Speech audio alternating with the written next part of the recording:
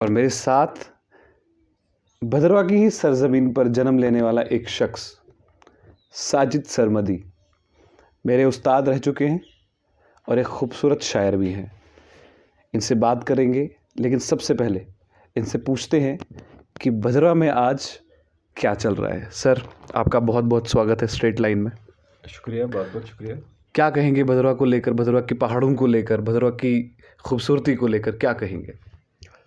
भद्रवा के हवाले से अगर बात की जाए तो मुझे याद आ रहा है कि वेद पुराण में भद्रवा का जिक्र इन अल्फाज में किया गया कि नास्ति स्वर्गे ना पाताले ब्रह्मलोके न भूतले भद्र आश्रम महास्थानम त्रिकूटांत वर्ष्यनम।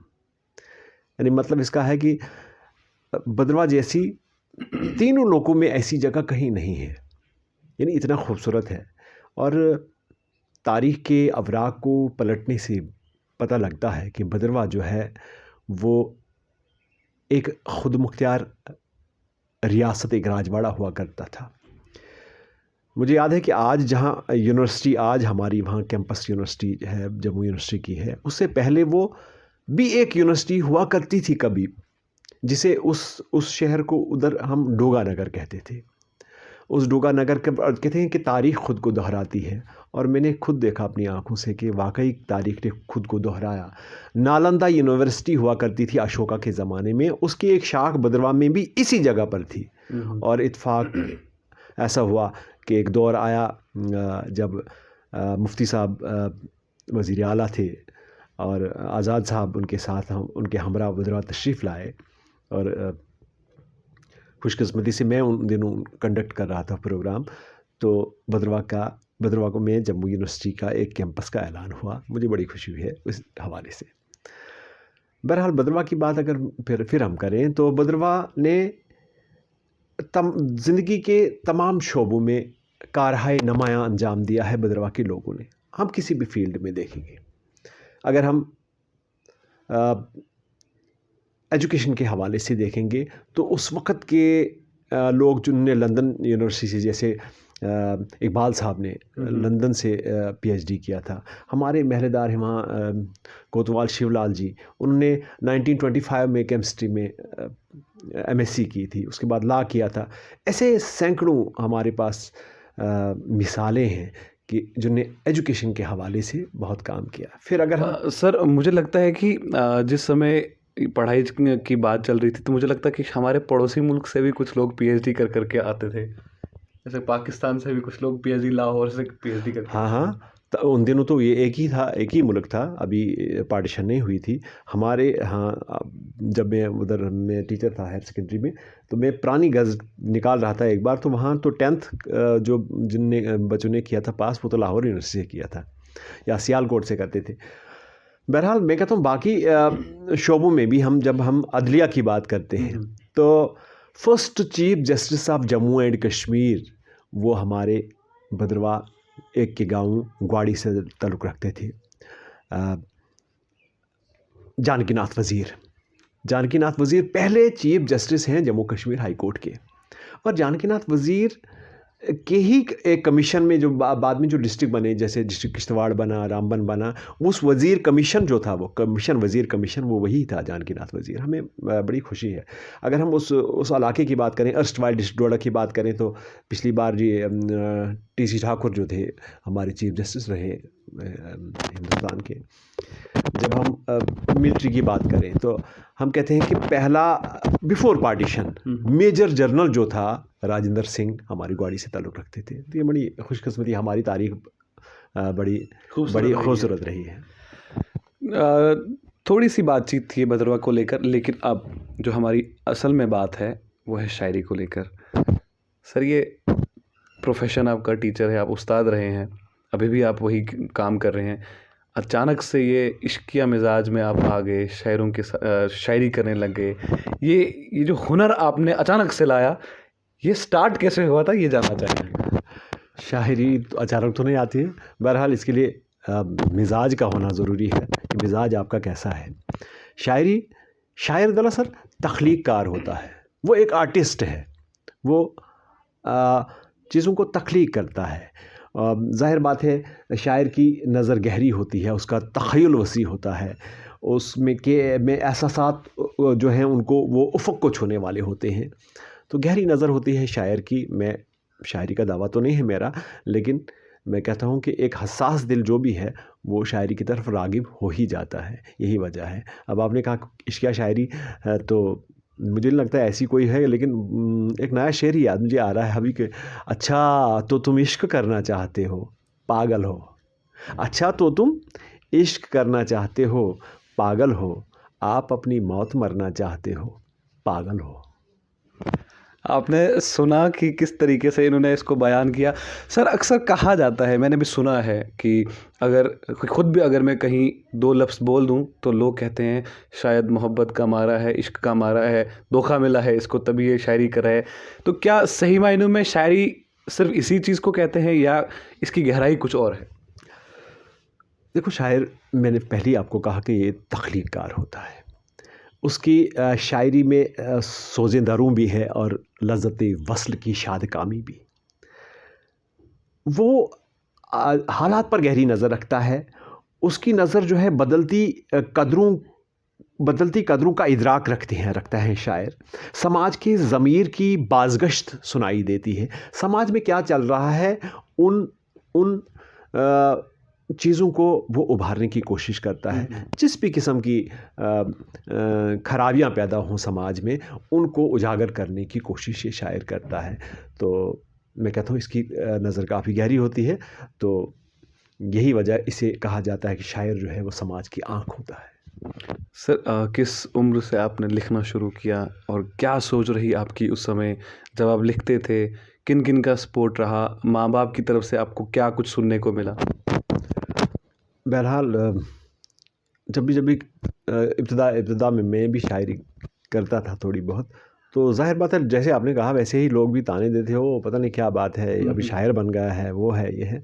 बहरहाल वहाँ पर एक एनजीओ है, एक अदबी इदारा है, ये इकबाल बज़्म अदब बदरवा के हवाले से। जब इकबाल बज़्म अदब बदरवा 1968 में वो वजूद में आया, उस वक़्त के जो मोतबर नामवर जम्मू कश्मीर की खूबसूरत आवाज़ या जम्मू कश्मीर के कदावर शुअरा जिनमें मरहूम रसा जावदानी, मरहूम गैनून गोरगानी, मरहूम वफ़ा बदरवाही, बहुत सारे वो शुअरा, नाशाद बदरवाही, दिलकश बदरवाही, उन्होंने उसकी बुनियाद डाली थी। और वहाँ नए नवामोज़ शुअरा के शायरी के उनकी नोक पलक को संवारा जाता है।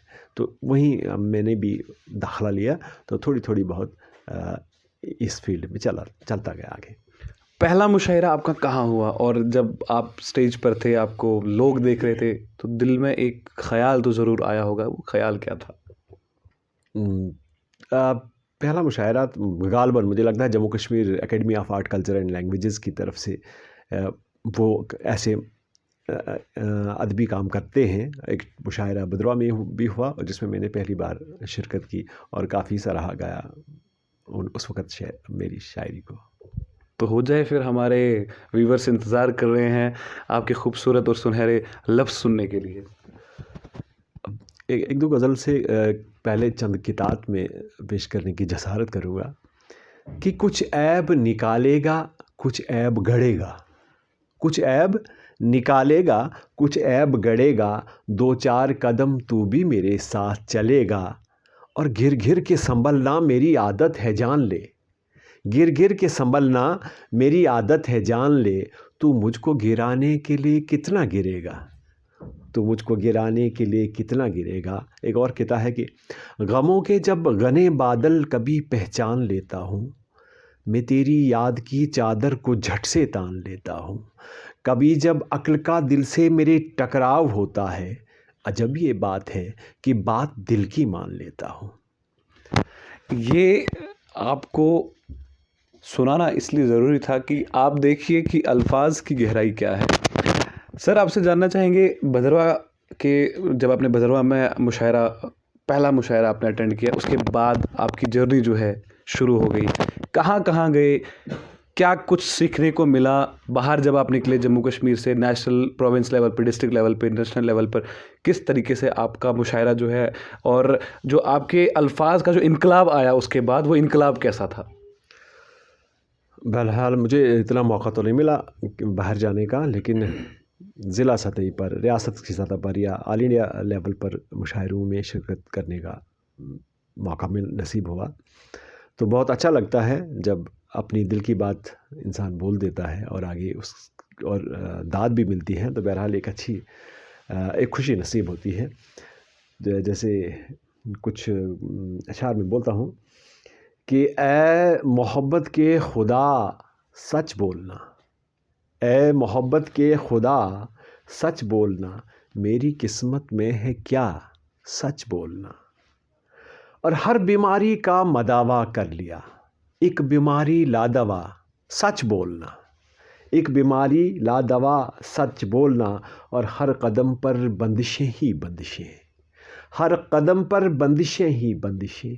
तुमने कैसे कह दिया सच बोलना, तुमने कैसे कह दिया सच बोलना। और मेरे दिल ने क्या कहा वो छोड़ दो, मेरे दिल ने क्या कहा वो छोड़ दो। तुमने बाहर क्या सुना सच बोलना, तुमने बाहर क्या सुना सच बोलना। और काट डालोगे जुबां तो काट दो, मैं नहीं बोलूँगा जा सच बोलना। क्या बात है। तो ये अल्फाज जो हैं, ये हैं साजिद सरमदी साहब के। सर, आपसे जानना चाहेंगे, आपकी जो ज़िंदगी है, प्रोफेशन से आप टीचर हैं, कभी स्कूल में स्टूडेंट्स के बीच में बैठकर कभी किसी स्टूडेंट ने बोला सर आज पढ़ाई नहीं करनी, आज कुछ नहीं पढ़ना है, आज बस आपके शेर सुनने हैं, तो कभी ऐसा कुछ हुआ है?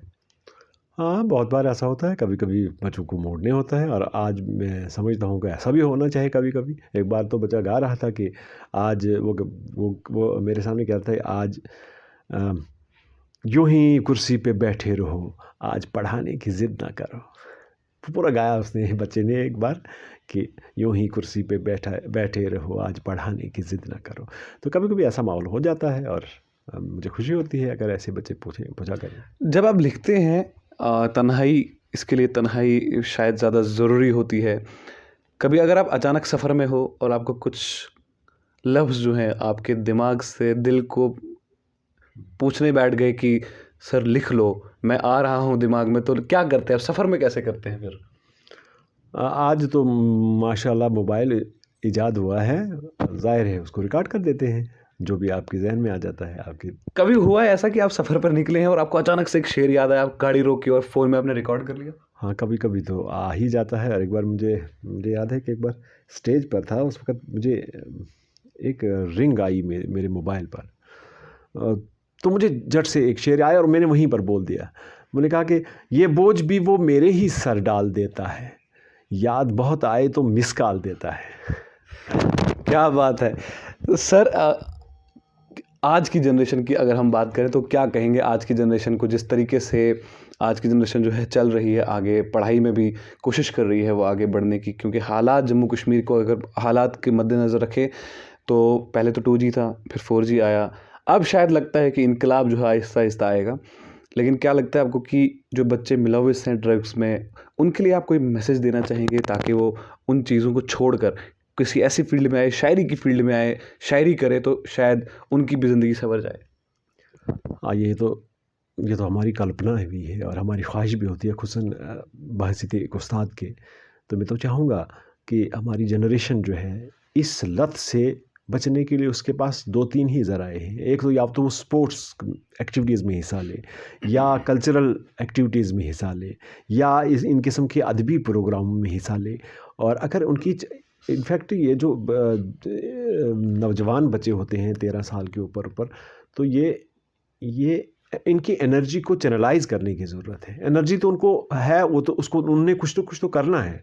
तो ज़ाहिर बात है इसके लिए एनर्जी उनकी चैनलाइज़ की जाए।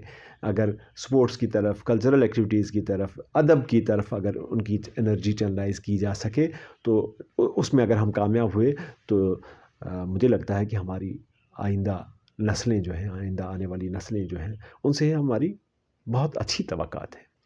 सर, कभी ऐसा हुआ है कि आप बैठे हुए हैं और अचानक से कोई बात आपके जहन में आई और आप मुस्कुरा बैठे?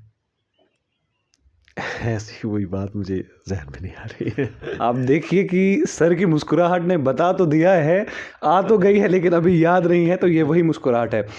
सर सुना है हमने कि आप स्टेज बहुत अच्छा सँभालते हैं। अक्सर भद्रवाह में संगम फेस्टिवल होता है आर्मी की तरफ से, आप वहाँ पर भी बहुत आप एज़ अ जज भी आप रहे हैं, उसके बाद आपने स्टेज भी सँभाला है। तो ये सिलसिला ज़िंदगी का यूँ ही चलता गया, तो इससे कितनी खुशी आपको महसूस हुई? कितना खुश आप रहते हैं कि हाँ, यही मेरा काम है, इसी में मेरी खुशी है? हाँ, ज़ाहिर बात है, इंसान चाहता है कि उसकी तबीयत के हिसाब से उसको काम मिले, जी। तो उसको खुशी ऑटोमेटिकली खुशी मिलती है। इसलिए मुझे भी जब स्टेज पर कोई बड़ा प्रोग्राम कंडक्ट करने का मौका नसीब बहुत बार हुआ, या संगम फेस्टिवल में भी, या एज़ जज भी वहाँ काम करने का मौका नसीब हुआ, तो बड़ी खुशी होती है यार, ये ज़ाहिरी बात है ये। इंसान खुश हो जाता है जब उसकी तबीयत के हिसाब से उसको काम मिले। सर आखिर में यही सवाल रहेगा कि भद्रवाह, क्योंकि आप रहने वाले भी भद्रवाह के हैं और हमने भी आपसे ही सीखा है, आज हम यहाँ इस मकाम पर पहुँचे हैं। तो क्या भद्रवाह के उन बच्चों के लिए जो अभी पढ़ाई कर रहे हैं, हाई सेकेंडरीज़ में, स्कूल्स में हैं, कॉलेजेस में हैं और यूनिवर्सिटी जा रहे हैं, कि उनका फ्यूचर जो है उन्हीं तक है, अगर वो सही मायनों में उसको चलाएँ, तो उनके लिए कोई मैसेज देना चाहेंगे आप हमारी भद्रवाह की आवाम के लिए? देखो, जिस तरह हमारा माज़ी जो है वो रोशन था, हाल में बहुत सारी प्रॉब्लम्स आई इसमें, हालात भी ठीक नहीं रहे, लेकिन आइंदा आने वाली नस्ल से हमारी तवक्कात और ज़्यादा हैं, और मुझे लगता है हमारे स्टूडेंट्स बहुत सारी इस वक्त भी माशाल्लाह, कौन सी कंट्री है जहाँ पर हमारे इस वक्त के स्टूडेंट्स नहीं हैं एज़ डॉक्टर अपनी सर्विस अंजाम दे रहे हैं, या जर्नलिज़म में हम देख रहे हैं कि हमारे भद्रवाह की बात करता हूँ, IPS, IAS, KAS, doctors, lawyers, teachers, journalist, आप जैसे लोग कहीं ना कहीं किसी न किसी फील्ड में इस वक्त भी कौम की रहनुमाई करते हैं। और जब भी हम किसी आदमी को किसी जर्नलिज़म में देखते हैं, कभी किसी यूनिवर्सिटी में देखते हैं, कभी किसी हॉस्पिटल में एज ए डॉक्टर देख रहे हैं, तो जितनी खुशी एक टीचर को होती है शायद ही और किसी को हो। बहुत बहुत शुक्रिया। तो ये थे हमारे साथ साजिद सरमदी साहब, जो एक खूबसूरत शायर हैं और प्रोफेशन से टीचर हैं। थोड़ी सी मैं आपको बात आखिर में ये बताना चाहता हूँ कि बहुत ही प्यार और मोहब्बत से इन्होंने हमें पढ़ाया है और उस मुकाम तक पहुँचाया है। कहते हैं कि माँ बाप के बाद अगर कोई माँ बाप होता है तो वो उस्ताद होता है। तो इनसे ही हम सीख कर यहाँ तक पहुँचे हैं, और उम्मीद और तवक्का तो यही रहेगी कि इन्होंने जैसा कहा कि माजी जैसा भद्रवाह का था, आने वाला कल भी भद्रवाह का बिल्कुल वैसा ही हो। तो कोशिश यही रहेगी कि आने वाला कल भी खूबसूरत रहे। आकिब आफ्ताब के साथ आप देखते रहिए स्ट्रेट लाइन जम्मू।